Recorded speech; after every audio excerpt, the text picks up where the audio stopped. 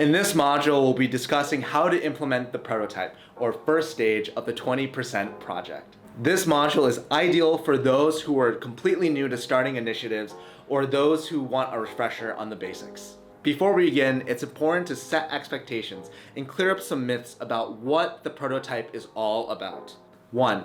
This is not about creating a perfect prototype or project, but rather about creating an imperfect one. This is because the focus of the prototype is not impact, but learning. Your primary objective is not to help people and scale and get on the front page of the New York Times. In fact, this project is likely not going on your resume. Rather, it's to set the base for future projects by doing something that you genuinely enjoy doing.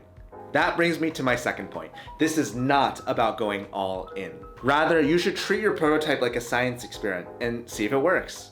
Not only should you see if this project sticks logistically, like is it actually feasible, but also see if it sticks emotionally and if this work will sustain you for weeks afterwards.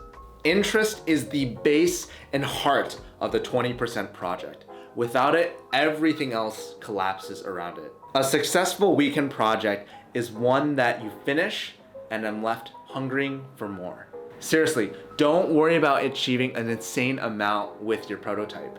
Often the smallest prototypes can lead to the greatest projects. For example, to break the world record for most mashed potatoes, you first have to learn how to make them. If you want to open a pop-up restaurant, you first have to learn how to cut vegetables through an online course. If you want to produce a documentary, you first have to learn how to edit a 5-second video.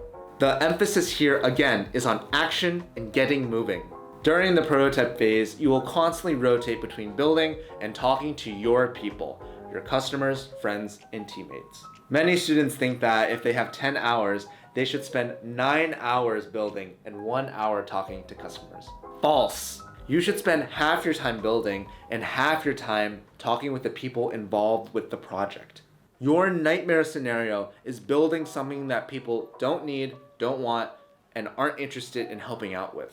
While the weekend project is smaller in scope and will generally not involve more than 5 people, it's important that you keep them in the loop. And remember that the P is not just for prototype, but also for people. The main reason we spend so much time talking to people is that this actually minimizes our risk for failure.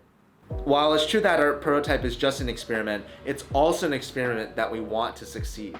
The more perspectives we can get on the project, the more unforeseen obstacles we can avoid, and the better our solution can be.